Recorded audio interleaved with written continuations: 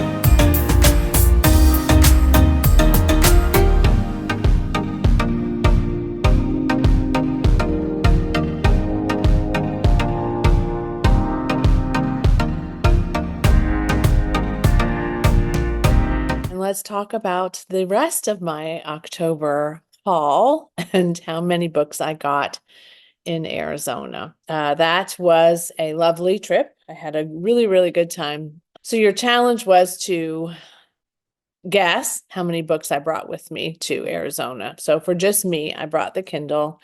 And for the most part, I read Hidden Pictures by Jason Rekulak, and I finished that while I was there. I think I started another ebook as well, but I did pretty well with this, and I was happy that I had it. I also brought with me Margaret Truman, Murder in the White House, which I hauled earlier in the month of October. And I featured this then, so it's about a murder in the White House, and I'll do a recap of it because I'm pretty sure I'll be done with it before the end of October. But this is the first in the Capital Crime series mysteries, and so I brought this one with me. It turns out my sister has a bunch of these too, so we have that in common. Not surprised, we have very similar reading tastes. I also brought Dearest by Jackie Walters because I wanted to get something a little horror-y, and I wanted to get a book of the month title off my shelf for this month. I'm not sure I'm going to succeed in that. However, I did bring this one with me. So for those of you who guessed that I brought 3 books with me, essentially that is what I did. And I enjoyed reading 2 of them of the 3. So that was good. So the first bookstore we visited was Bookmans. Haven't been to a Bookmans in a very long time. This one was very large. They had videos, they had puzzles, they had games, they had those pop little iconic dolls or whatever you call them. You know what I mean? They're like characters. So they had those. They had used books, all kinds of used books. They had all kinds of other bookish things. It was amazing. So that was bookstore number 1, and I'll tell you whether or not I got a book from them in a minute. Bookstore number 2 we went to was Half Price Books.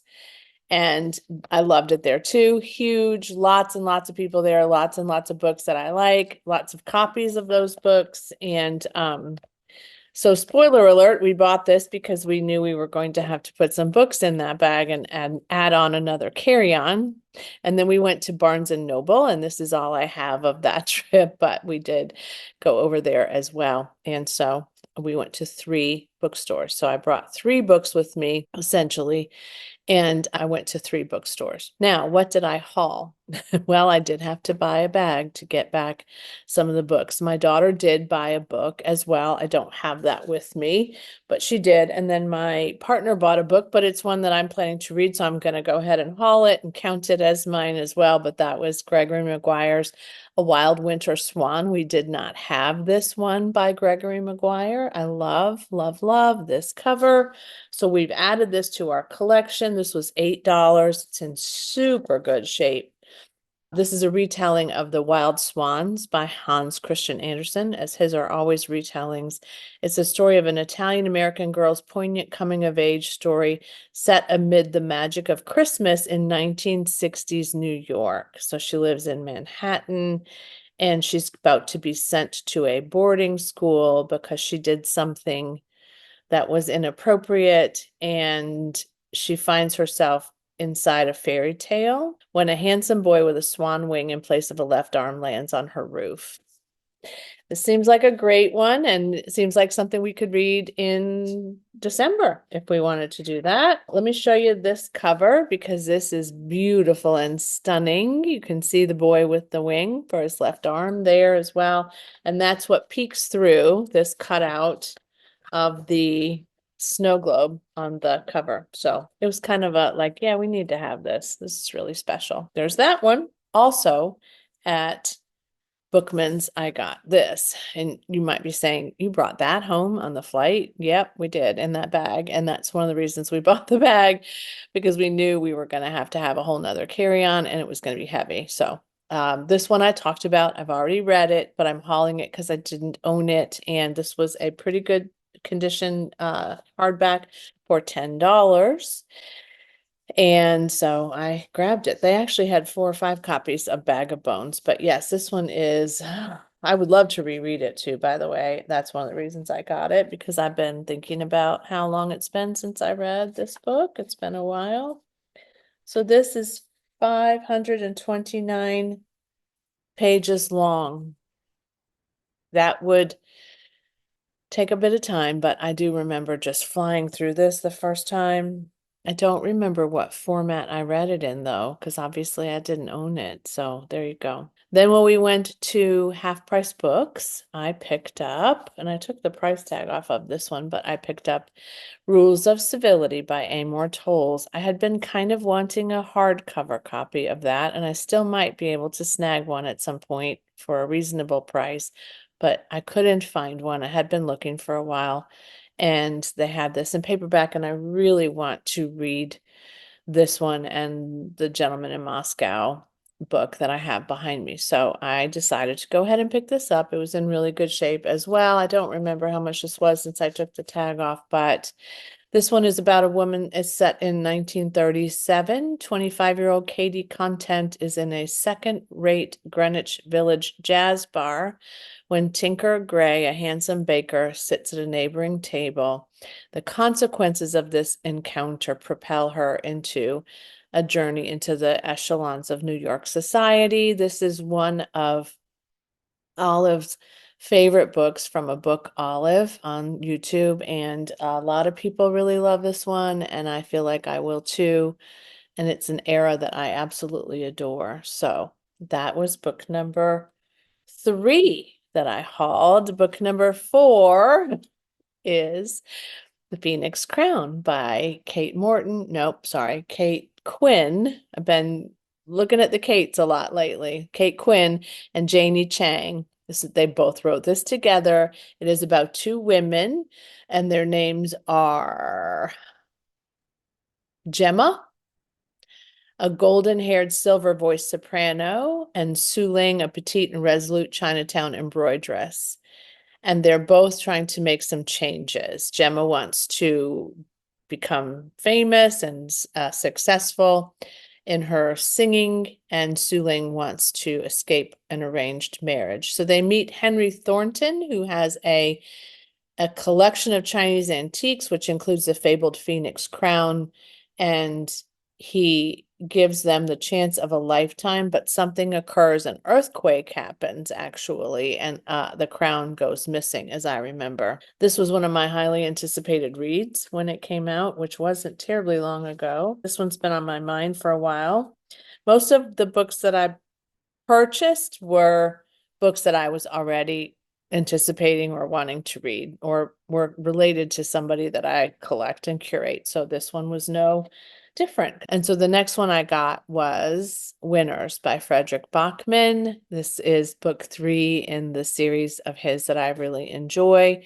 I've read Beartown. I did not read Us Against You yet, but I have it, and then this would complete that as well. I wanted to get to this. I had no idea it was this big. That kind of put me off a little bit too. This is almost 700 pages in paperback, but I love Frederick Bachman, and like I said, I've been wanting to get back to this series for a while because it's been a good bit of time since I read Beartown. So that is 5 books. So those of you who guessed that I purchased 5 books at the 3 bookstores that we visited were correct. So congratulations. I'm going to look and see who won. Well done if that was your guess. And well done if that wasn't your guess. That's also good, right? All right. The next question you might be asking is, did you get any other books in October, Lori? And the answer to that is yes, I did.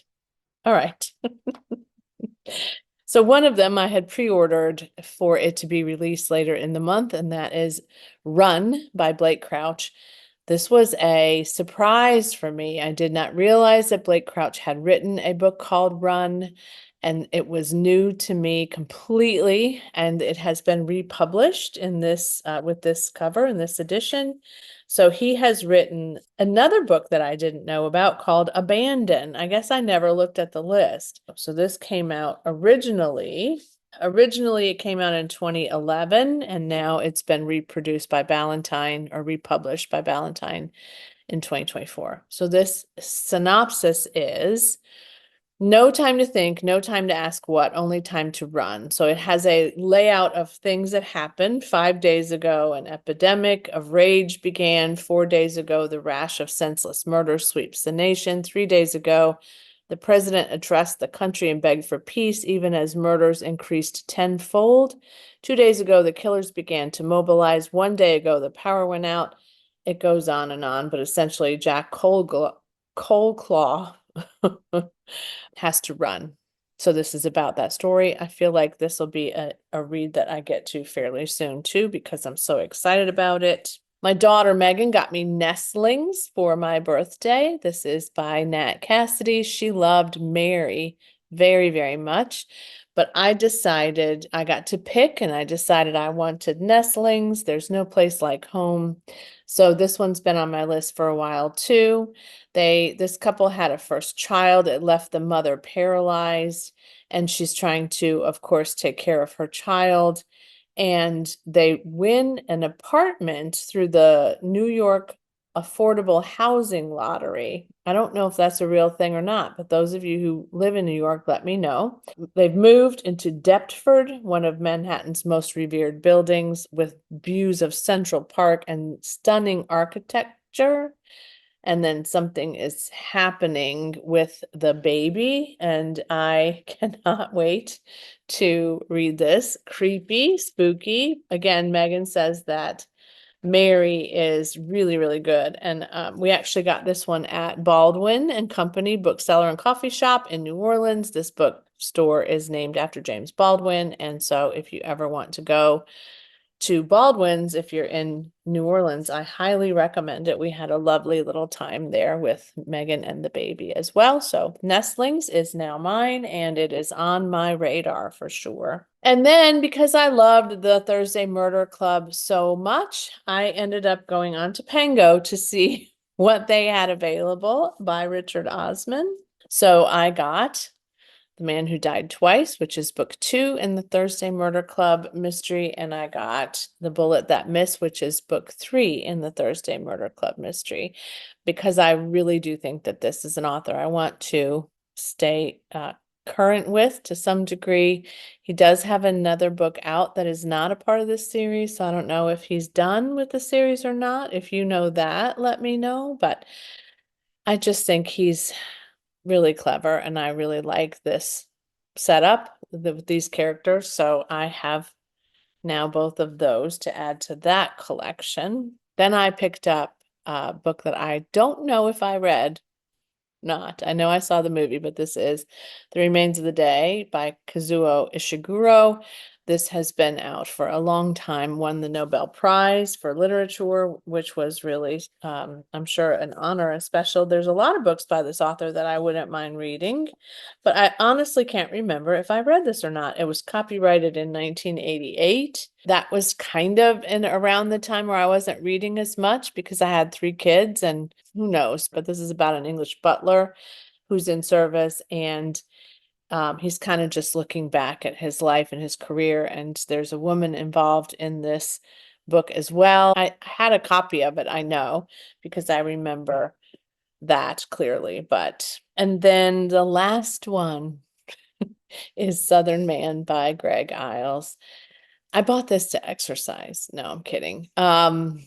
This is book 7 in the Pen Cage series, and I've been collecting the Pen Cage series faster than I have been reading them, but I am on book 3, which I pulled down off the shelves the other day because I realized that I needed to pull it if I was going to try to prioritize it anytime soon. And my Greg Iles books are pretty high on this end of the shelf. So anyway, this is number 7, and I have 2, 3, 4, 5. I think I have all but 6. So this will almost complete my collection. I don't want to know what this is about because it will spoil some of the things that I haven't yet read. So I'm going to get to the Devil's Punch Bowl soon, but this was important to me to get now. And I'll tell you why I decided to do that when I'm not even close to getting to where this needs to be. Greg Iles has a significant illness, critical illness. He started this book and then was diagnosed with this form of cancer, I think, and I think it was cancer. And he wanted to finish the book and not start treatment because he didn't want the treatment to impact his ability to continue writing the book. So he finished the book and then went into treatment, and hopefully he's doing well and improving and the outcomes are good. But I wanted to support him now just because I think that's important, and I wanted to make sure that, that his sales are good and high. So if you like Greg Iles, or if you want to read Greg Iles and you want to buy some of his books, I would encourage you to do that. The first one in the series is called The Quiet Game. These are incredible. They're just really, really big. I think this one's almost 700 pages. No, I'm sorry. This one is 964 pages. So I hauled physically 26 books in the month of October total. That's a lot. Digitally, I hauled 4, I think, and I unhauled 12 books. So I'm not quite in and out evenly, but I did get rid of some books. I did unhaul a good number of them into some little free libraries near me. I am planning to do an in and out because I think that that's a good thing for me to do. So I'm going to start looking at what I can unhaul and what I buy. I may go ahead and shop for book of the month, but I may not. But I am not planning on buying any books in the month of November. We'll see how that goes. I do have a couple books on hold at the library. I probably won't get them before the end of October, so I didn't want to haul them here today. Yeah, I had a very busy buying month. I feel overwhelmed, but I feel happy too. I have no regrets. I'm grateful to everybody who gifted me the money to purchase books or gave me a book. That was really special for my birthday. I really appreciate that. But yeah, I did a birthday month splurge for sure. I'm happy with all of it. So thanks so much for watching. Thanks for joining me. Let me know in the comments below if you guessed accurately, even if you didn't put it in the comments before. Let me know what your guess was. Let me know if you've read any of these, if you've liked them, if these are authors you like or want to try. I appreciate all of your comments and conversations with each of you so very much. And as always, happy reading. Bye.